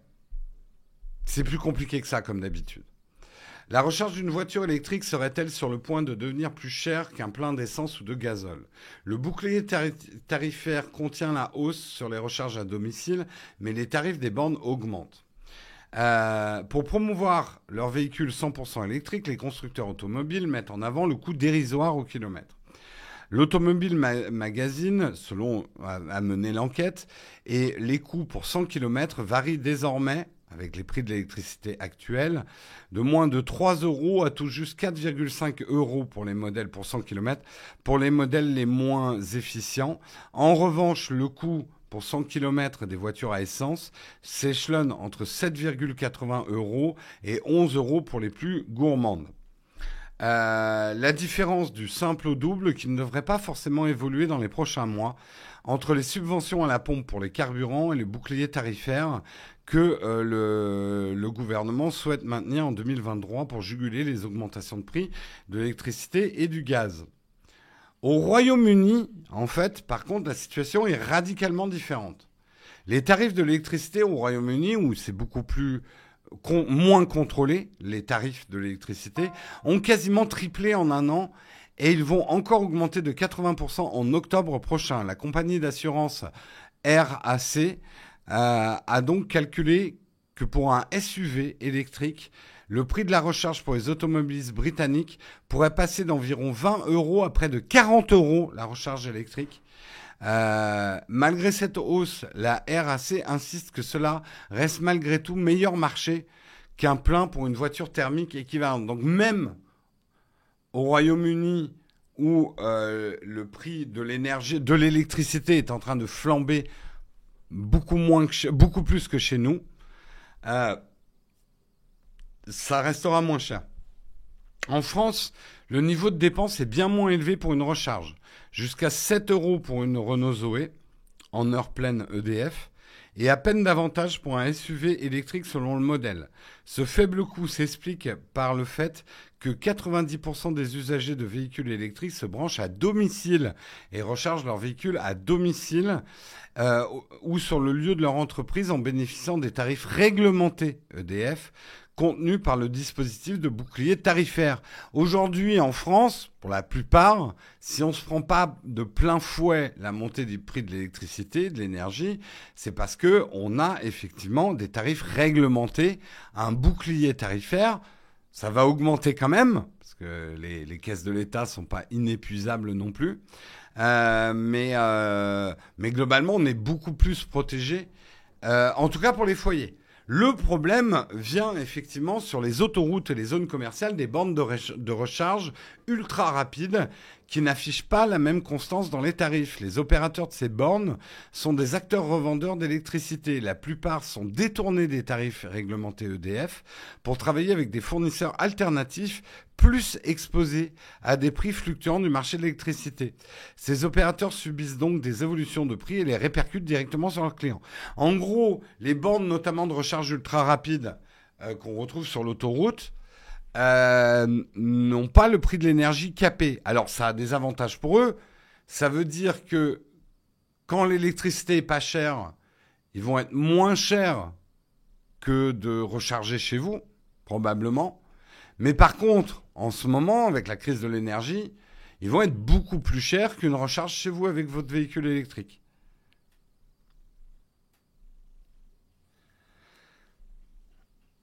Le rêve de l'électrique s'envole très vite. Certains voudraient que le rêve de l'électrique s'effondre très vite. Et il faut se demander pourquoi aussi. Demandez-vous. Alors, c'est intéressant de se demander aussi pourquoi certains promeuvent l'électrique. Mais demandez-vous aussi pourquoi certains sont aussi pas contents que les voitures électriques arrivent. Qu'est-ce qu'ils vont y perdre, eux? De toute manière, quand on aura payé la facture annuelle d'électricité, ça va faire très mal. C'est limite faire un... Ouais. En France, je pense qu'on sera mieux protégé qu'ailleurs.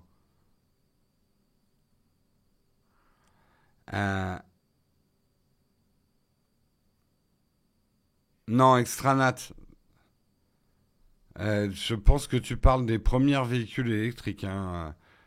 C'est quand même beaucoup plus optimal. 40 € pour une recharge. Et une seule recharge, c'est 200 km d'autonomie, pas les véhicules actuels. Hein. Je suis en train de changer de véhicule, justement, je voulais prendre un... Attention, je promeus pas forcément les véhicules électriques. Hein. Moi, j'ai pas de voiture. Donc, j'ai résolu le problème. Hein. Dans l'absolu, je m'en tape, en fait. Mais je me tape pas de la planète, par contre. Je voulais me prendre un Peugeot e-Rifter version électrique, donc. Et c'est catastrophique. Ça n'est rentable que si tu roules exclusivement en ville. Mais dès que tu fais un peu d'autoroute, l'autonomie... D'accord. Permet de faire 100 km à peu près en roulant en plus de 110. Ça veut dire une recharge de 25 €, une pause de 30 minutes toutes les 100 bornes. Nope.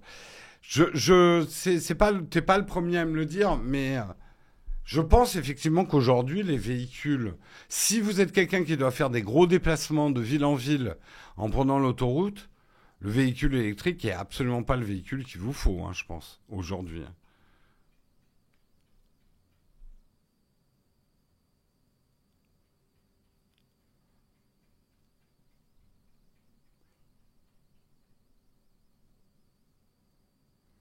Réduire le poids des véhicules. Je suis contre le fait qu'on prône le véhicule électrique comme écologique. C'est un débat, je sais, j'aurais peut-être pas dû dire ça. C'est un débat à prendre avec des pincettes. La fabrication notamment des batteries des véhicules électriques n'est pas forcément écologique. Tout dépend comment effectivement est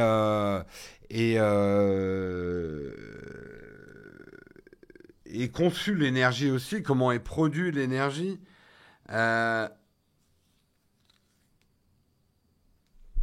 Après, je pense quand même en ville.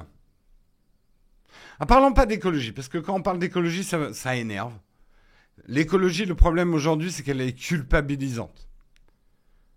Parlons déjà de respirable ou pas respirable.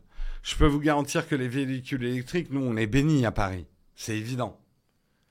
C'est évident. Moi, ça fait 30 ans que je suis plus de 30 ans que je suis à Paris. J'ai connu le Paris complètement irrespirable.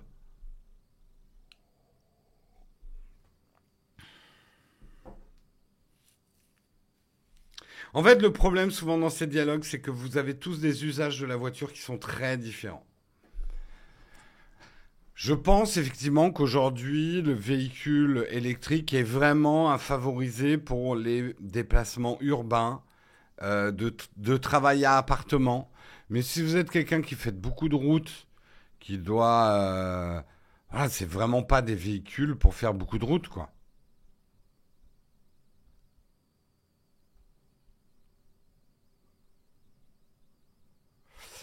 Je vais reprendre un peu le dialogue avec vous. En ville, c'est bien la voiture électrique. Oui, voilà. En fait, c'est ce qui marche pas dans ce type de dialogue. C'est que tout le monde va camper sur des positions parce qu'il va prendre uniquement en considération son utilisation personnelle de sa voiture. En fait, essayez d'aborder le débat en envisageant tous les usages différents de la voiture. Je pense que, évidemment, si vous êtes quelqu'un qui fait très peu de parcours urbain, le véhicule électrique aujourd'hui n'est pas viable.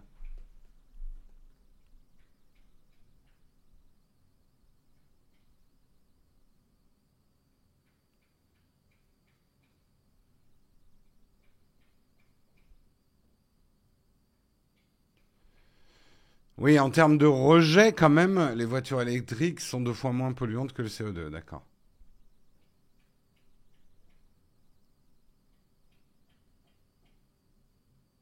À moins de 30 ans de Paris, 30 ans sans voiture. On m'a donné une voiture, je l'ai redonnée 2 jours après. Tout ce que ça m'a rapporté, c'est des PV. Donc je vais, oh là, non, non, en fait, non. Mais c'est un luxe qu'on a à Paris. C'est un des gros avantages de Paris, hein. Tu peux très bien vivre sans bagnole. Et il vaut mieux d'ailleurs.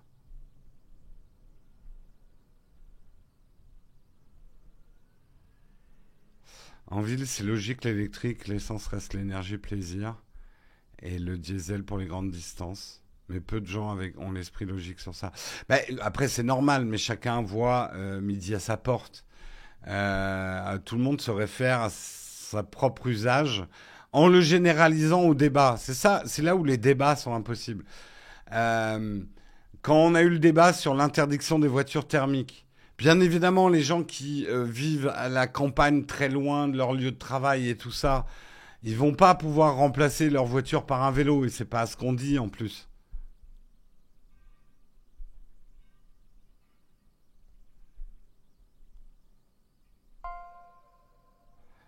Euh, Ouais, enfin, la pleine campagne sans voiture, c'est compliqué. Nous, on le voit, le seul moment où c'est un peu compliqué qu'on n'ait pas de voiture, c'est les vacances, bien évidemment. Parce que ça peut simplifier. Il y a encore plein d'endroits en France où les transports publics ne sont pas du tout développés ou très mal développés.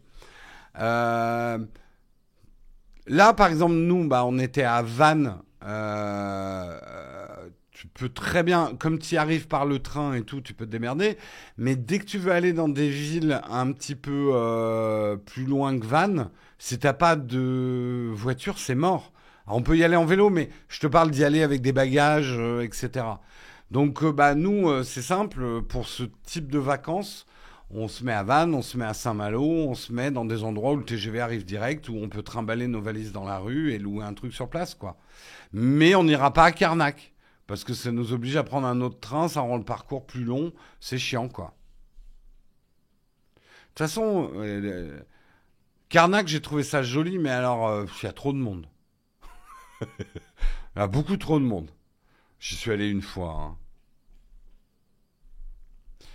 Et si d'ailleurs on passait au camp de fac, justement, pour terminer tranquillement cette émission. On peut continuer à parler des voitures électriques, hein, si vous voulez.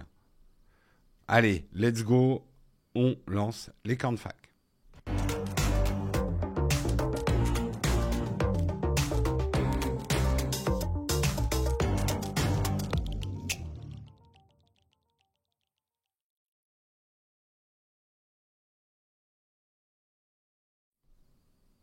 Attends, qu'est-ce que tu dis? Qu'est-ce qu'on peut... Qu'est-ce qu'on fout à Vannes en vacances? Mais qu'est-ce que tu dis, Sanid? Vannes, c'est pas cool. Non, en vrai, Vannes, il y a plein de trucs à faire. Il faut avoir un vélo. Par contre, à Vannes, en fait, Vannes même, oui, c'est pas... Il y a des trucs à visiter, mais c'est hyper mignon, Vannes. Donc déjà, tu te fais une journée de visite. Mais autour de Vannes, t'as des plein de trucs à faire. T'es fou. Vannes, c'est pas cool.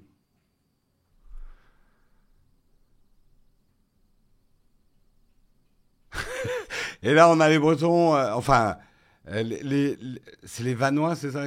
Non, non, mais venez pas à Vannes. Non, c'est nul. Non, non, venez pas. Il y a eu tellement de monde à Vannes cet été, il paraît. Nous, ça se tassait un peu, mais il y avait encore pas mal de monde, hein. Ah, le golfe du Morbihan, c'est la Bretagne du Sud. J'aime beaucoup le Finistère, hein. Moi, personnellement, j'aime beaucoup, j'adore Saint-Malo, etc. Mais c'est vrai que c'est une Bretagne un petit peu plus rude. Le Finistère, c'est la Côte d'Azur. Non, c'est super mignon, le Morbihan, hein. C'est super beau. Après, vraiment, j'aime beaucoup aussi. J'aime toutes les régions de France. Toutes. J'aime la Normandie. Mais j'aime la Bretagne dans son ensemble. J'ai une faiblesse pour la Bretagne, on va dire.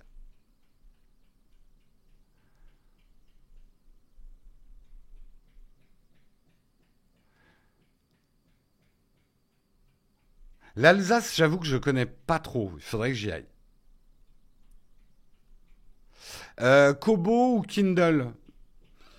Faudrait que tu demandes à Marion mardi prochain. Si tu peux être là mardi, elle s'y connaît bien plus que moi en liseuse. Wilro, donc demande à Marion. L'outre-mer, j'ai déjà fait Martinique, j'ai fait Guadeloupe. J'aimerais bien faire d'autres trucs en outre-mer, ouais. L'Auvergne, c'est très chouette, l'Auvergne. J'ai fait une partie de mes études hein, en Auvergne.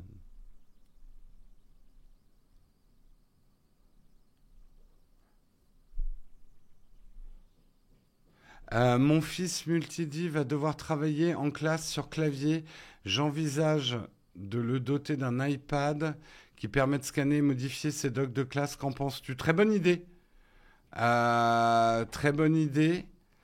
L'application de notes est très bien. Moi, je te conseille l'iPad Air. Comme ça, tu peux lui prendre le Pencil 2 ou si tu veux quelque chose de moins cher que le Pencil 2. Logitech fait un stylet qui est pas mal du tout et qui marche bien. Et l'iPad Air me paraît le bon choix. C'est un peu plus cher que l'iPad entrée de gamme, mais ah non, te fais pas chier avec un scanner. L'appareil photo de l'iPad, c'est parfait pour scanner. C'est pas. Ce qu'il faut juste, c'est que tu aies un bon éclairage. Si tu veux scanner beaucoup de papier, moi qui scanne énormément de trucs pour la comptabilité, je le fais par exemple ici, parce que j'ai un bon éclairage sur la table, un éclairage uniforme sans ombre porté sur les feuilles. Donc choisis-toi un coin où il pourra scanner effectivement tous ces papiers.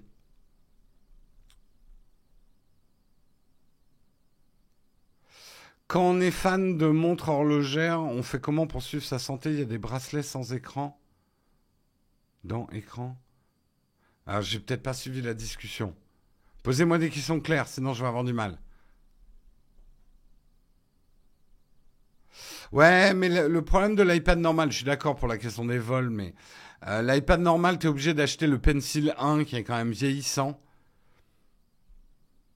Aujourd'hui, là, en 2022, moi, je conseille pas l'iPad normal.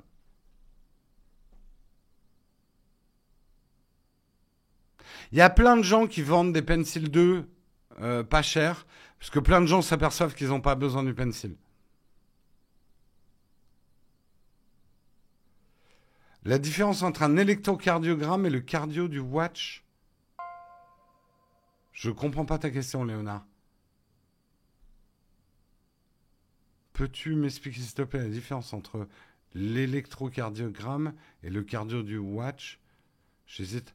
Ah, tu veux dire prendre une montre sans électrocardiogramme? Écoute, je vais être tout à fait honnête. L'électrocardiogramme, si tu es jeune et que tu n'as pas, et jeune, même on va dire jeune tassé comme moi, t'as pas forcément besoin d'électrocardiogramme, je trouve. À moins que t'aies des problèmes, que t'aies un souffle au cœur ou voilà.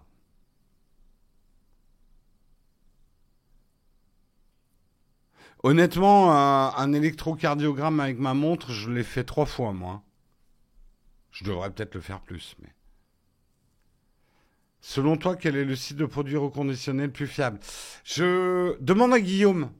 Demande à Guillaume, il devrait être là mercredi. Demande à Guillaume, il s'y connaît un peu plus que moi pour les produits reconditionnés.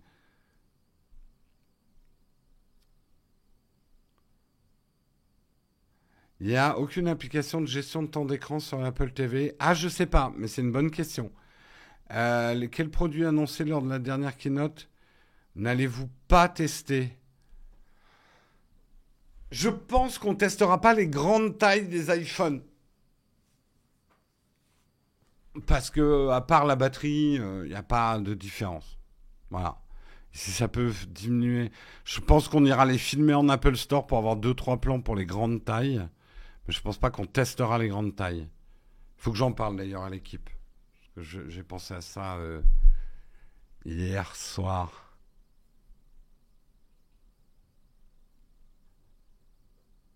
Ouais, l'électrocardiogramme, tu fais une mesure ponctuelle, hein. C'est toute une manip, l'électrocardiogramme. C'est pas un truc qui va être mesuré automatiquement, contrairement à tes battements et ce genre de choses.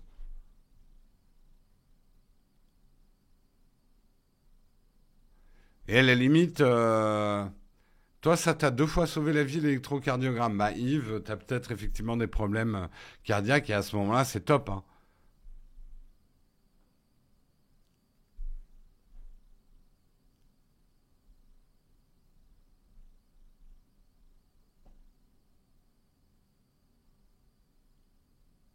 Après, ouais, ouais, mais quand même, moi, je conseille quand même de prendre l'Apple Watch SE si tu démarres. Et aller te faire faire un électrocardiogramme si tu veux voir si tu as un problème de cœur.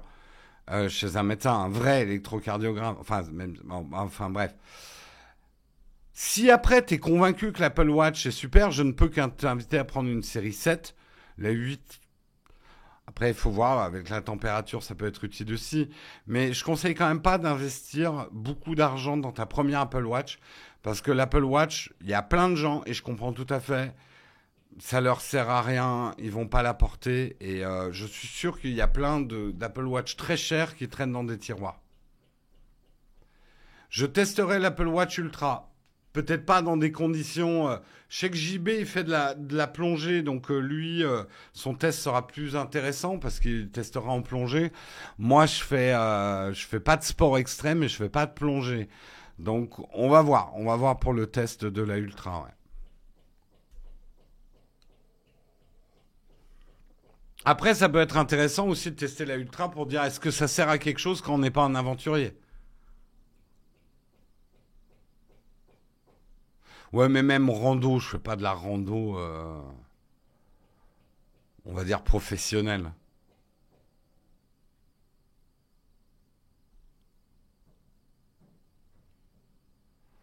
L'intérêt de l'Apple Watch, c'est de servir d'écran de télécommande déportée.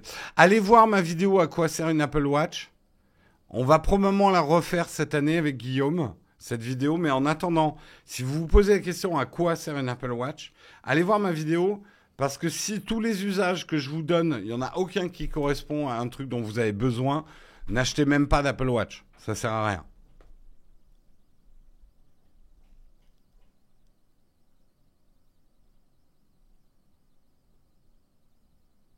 Comptes-tu faire des guides d'achat avant Noël? Probable, oui, probable. Les gens, il est 9h39. On va devoir s'arrêter là. Oh, je pense qu'il y aura des tests à peu près sur tous les nouveaux produits Apple. Comme chaque année, nos tests arriveront probablement en retard sur les autres. Parce que, bah, vous voyez, The High Collection, il a déjà fait ses unboxings parce qu'il était sur place, quoi.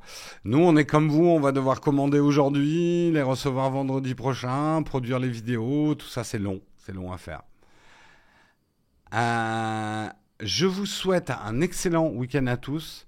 Un bon event aussi, hein, pour ceux qui vont suivre les events.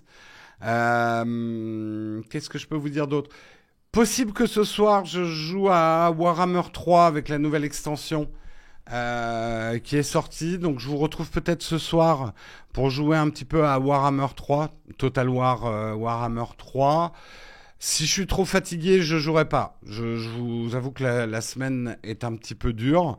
Donc on va dire, il y a 50% de chances que je sois là ce soir pour jouer à Warhammer 3. Donc si ça vous intéresse de venir me voir jouer, de jouer avec moi ou de découvrir le jeu, rendez-vous ce soir.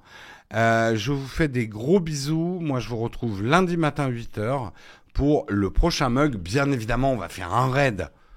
Nous ne sommes pas des goujats.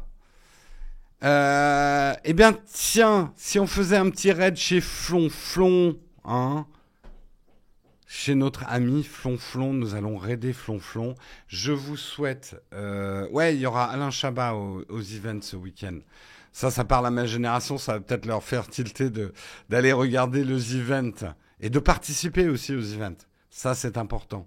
Je vous fais des gros bisous. Passez une excellente journée et un très bon week-end. Ciao tout le monde. C'était Léo Duff.